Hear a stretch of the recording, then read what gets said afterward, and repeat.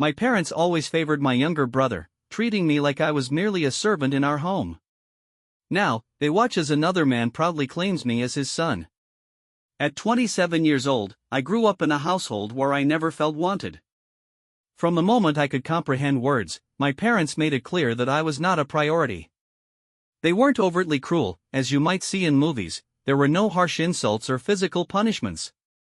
Instead, they employed subtle, calculated ways to convey that I was unimportant, a burden, an afterthought. My younger brother, on the other hand, was treated like royalty from the day he was born. It was evident that I was merely an accessory in his life. If he wanted a toy, he got it. If I expressed a desire for something, I was labeled ungrateful. When he cried, my parents dropped everything to comfort him. When I cried, I was being dramatic. He was never expected to lift a finger, while I was constantly reminded of my responsibilities as the older sibling. This meant cooking, cleaning, and ensuring he was taken care of, something that became my full responsibility once I hit my teenage years. The lack of freedom extended beyond our home. My parents had a knack for ensuring I never had too many opportunities. Whenever I wanted to join a club at school, they would suddenly claim I had too many responsibilities at home to make time for it. If I wanted to go out with friends, they would feign illness, insisting I stay home. Scholarships, the ones I worked tirelessly for, were met with refusal to sign the necessary paperwork, as they claimed I was being selfish for wanting to leave. The manipulation was relentless. If I ever pushed back, my parents would turn on the waterworks, telling family members how difficult I was, how much they had sacrificed for me, and how I never appreciated them. Then, I would receive calls from aunts and uncles urging me to be kinder to my poor parents. By the time I turned 18, I had had enough. I left home for college the moment I could, even though it meant struggling financially. My parents refused to support me, so I juggled multiple jobs just to get by. It was exhausting, but it was still better than living under their control. That's when I met Michael. He was my best friend's father, and he embodied everything my parents were not: warm, supportive, and encouraging. It started small, inviting me over for dinner when he knew I was skipping meals to save money, offering bits of advice when I felt lost. Over time, he became the father I never had. He celebrated my victories, helped me through my losses, and never once made me feel like a burden. Initially, my actual parents hated it. They brushed it off, acting as if it was ridiculous that I spent time with a random man. But as the years passed and Michael's role in my life became more apparent, their attitude grew more aggressive. They began making snide comments whenever I mentioned him. If I posted about him on social media, they would leave passive-aggressive comments or text me things like, "Glad to see you found a real father. Don't forget who raised you." They never invited me home for the holidays, but if I spent them with Michael's family, they acted as if it was a betrayal. Yet, I was thriving without them. I worked hard, graduated, and landed a stable job. My life was finally mine, and I refused to let them guilt me back into that toxic cycle. Meanwhile, Michael never once pressured me to choose between him and my parents. Over time, he began referring to me as his son more frequently. It wasn't a single moment but a gradual shift, first in private, then with friends, and finally at a family gathering where he casually introduced me as, "Oh, this is my son." He didn't hesitate or add a disclaimer, and for the first time, I felt like it was true, not just like a son, but as his son. For the first time in my life, I felt like I belonged somewhere. When my parents found out, let's just say they didn't take it well. It didn't take long for them to discover the news. A few days after Michael introduced me as his son at the family gathering, my phone lit up with a call from my parents. I stared at the screen for a moment. They almost never called. Most of our interactions were through passive-aggressive texts or emails with subject lines like urgent, which always turned out to be anything but. I let it go to voicemail. 10 seconds later, another call came in, then another. On the fourth attempt, I finally answered. They started with a long pause, followed by a deep, shaky breath, their signature move whenever they were gearing up for a guilt trip. They wanted to know if it was true, if I had really allowed. My parents had a classic move. They claimed they didn't want to make things worse. That was it, their reason for not standing up for me. It wasn't that they didn't see the truth or that they disagreed, it was simply that defending me wasn't worth the trouble. That night, I hung up and blocked them on Instagram. By morning, they had switched tactics. Family members began reaching out. Some were subtle, saying they missed me so much, while others went straight for the guilt trip. No matter how I explained my situation, they didn't want to hear about the years of neglect, the manipulation, or how they only cared about control.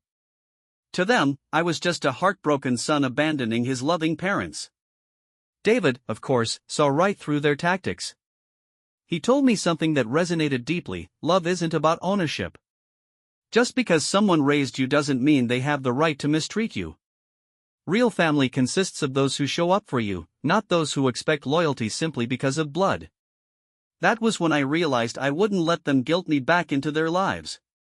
The next text from my parents was an ultimatum: if we're not your parents, don't ever ask us for anything again. I stared at it for a moment before responding: you've never given me anything to ask for. I blocked them again. At first, there was silence, no texts, no calls, no flying monkeys. For the first time in years, I felt free. But I knew my parents weren't the type to let things go, and I was right. The silence was suspicious. I didn't expect them to escalate things so quickly. It started with a warning from a cousin, a short, vague text saying, "Hey, I don't know if you've seen, but your parents have been saying some stuff. Might want to check Facebook."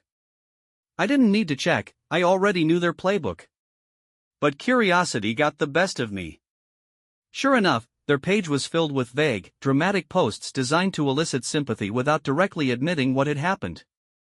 They wrote things like, "It breaks our hearts when parents give their whole life for a child only to be abandoned for strangers, and some people forget who was there for them when it mattered." This was followed by a flood of supportive comments from distant relatives and old family friends, telling them they were such good parents and didn't deserve this, and that I would realize one day how much I had hurt them. I rolled my eyes and closed the app. But it didn't stop there. I started receiving messages from family members I hadn't spoken to in years. Some were concerned, while others were more direct, telling me how selfish I was and how ungrateful I had become. One aunt even asked if I was being brainwashed by David. Then my brother got involved. Unlike me, he never had to question where he stood in the family. He received the praise, the support, the unconditional love. So, of course, he backed them completely. Out of nowhere, I received a text from him, no greeting, no small talk, just one sentence: "You're a disappointment." I blocked him. A few hours later, I noticed I was no longer following him on social media. I checked his page, and sure enough, he had blocked me too. At this point, I thought they had reached their limit. I was wrong. A week later, while I was at work, the receptionist called me up front. She looked uncomfortable, which was my first red flag. The messages had been relentless: first vague guilt-tripping, then accusations, and finally outright threats. I knew they weren't going to stop, but I didn't expect them to escalate so quickly. When the receptionist called me up front, I had a sinking feeling. There they were, standing in the lobby, looking around as if they had every right to be there. Their faces wore tight, forced smiles. The moment they spotted me, they started talking loudly, insisting they needed to talk to me. They claimed this wasn't how families acted and that they deserved a conversation after everything they had done for me. I couldn't even give them 5 minutes. People were staring, and the receptionist was shifting awkwardly, unsure if she should intervene. I didn't argue or raise my voice, I simply told them to leave.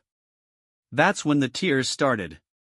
They began listing every sacrifice they had ever made for me, how hard they worked to give me a good life, how they always loved me, and how they didn't understand where they went wrong. The security guard had seen enough. Within minutes, they were being escorted out, still calling my name, still playing the victim. I returned to my desk as if nothing had happened. 2 days later, the letters started arriving, long, dramatic letters mailed to my apartment. Pages filled with memories of my childhood, underlined sentences about how much I had bought into their narrative for far too long, but now others began to push back, questioning why their perfect son had cut off contact. The cracks in my parents' story started to show.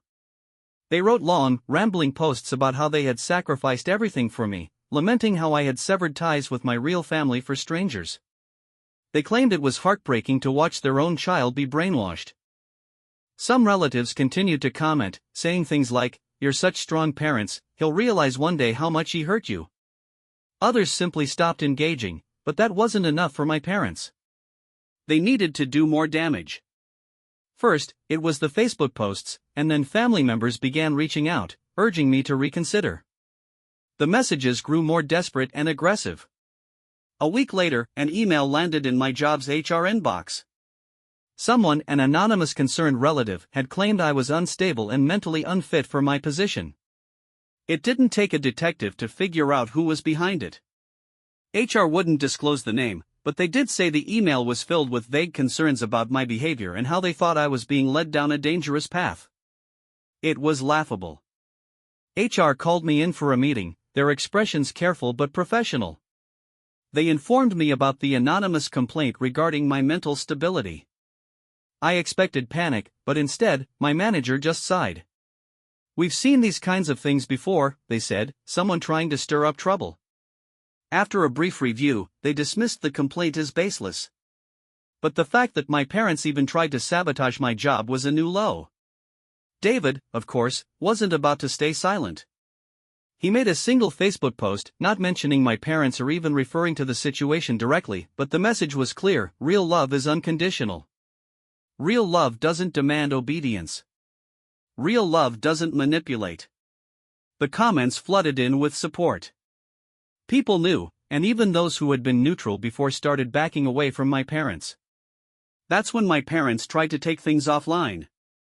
David's family was hosting a big gathering, a casual event with food, music, and a bunch of close friends. I was invited, obviously, and somehow my parents found out. I was in the middle of a conversation when I spotted them standing outside the venue, looking around as if they were searching for someone. I turned to David, who was already reaching for his phone. Within minutes, security was escorting them off the property. They caused a scene, loudly protesting that they were just trying to see their son and how cruel it was that they were being kept away. But no one was buying it. That was the moment some of my relatives finally understood. The ones who had still been defending my parents, thinking this was just a misunderstanding, finally saw how unhinged they had become. After that, things started to unravel quickly. David, being David, never asked for anything in return for all the love and support he gave me. But that week, he gave me something I'll never forget, a small bracelet, simple, with one word engraved on it: son.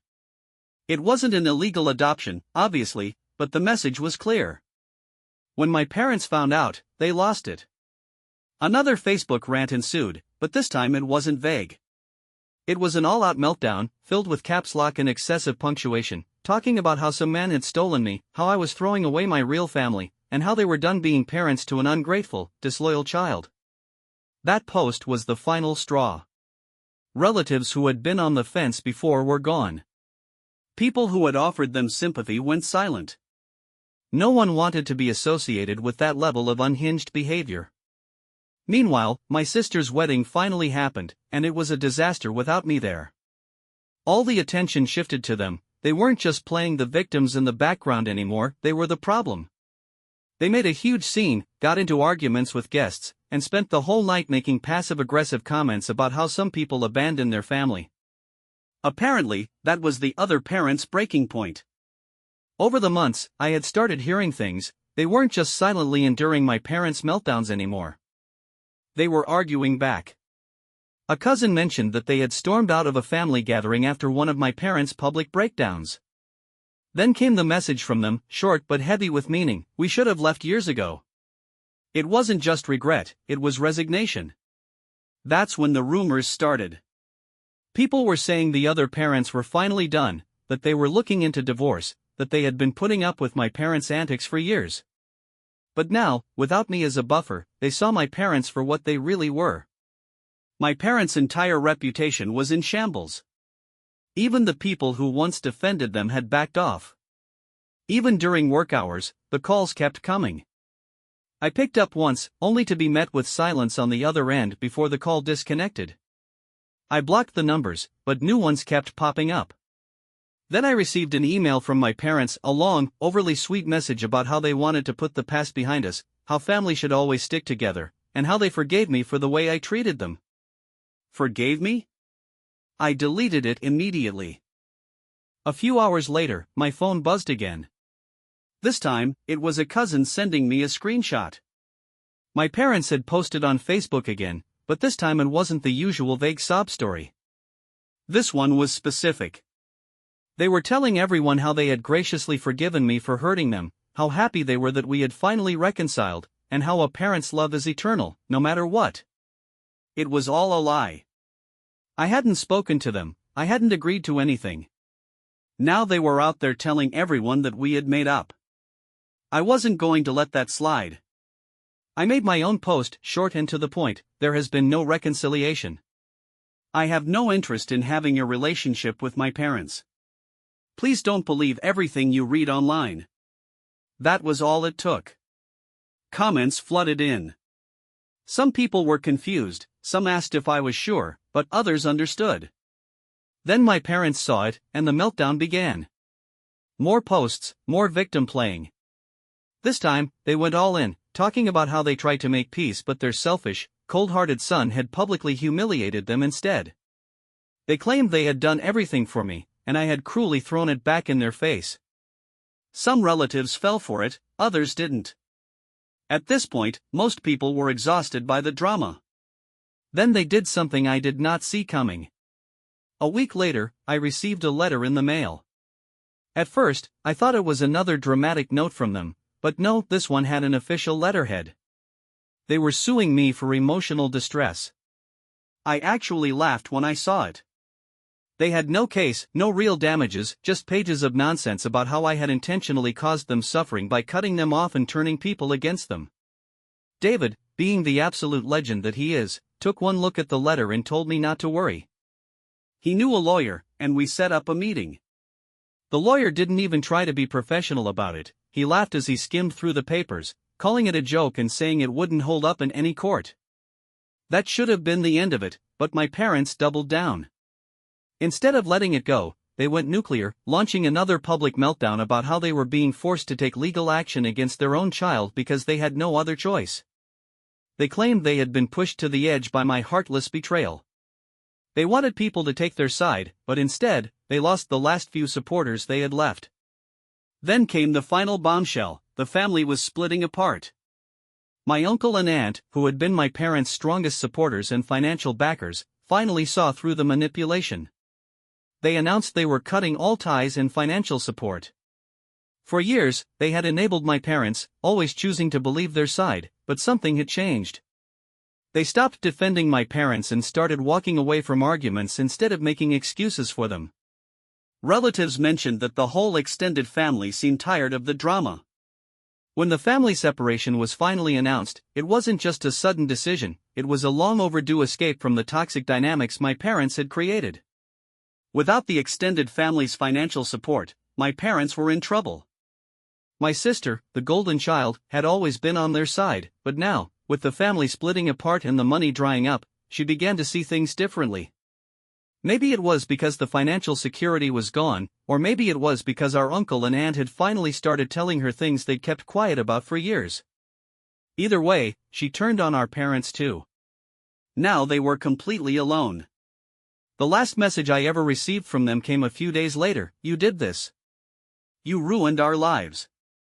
I hope you're happy." I blocked them for good this time.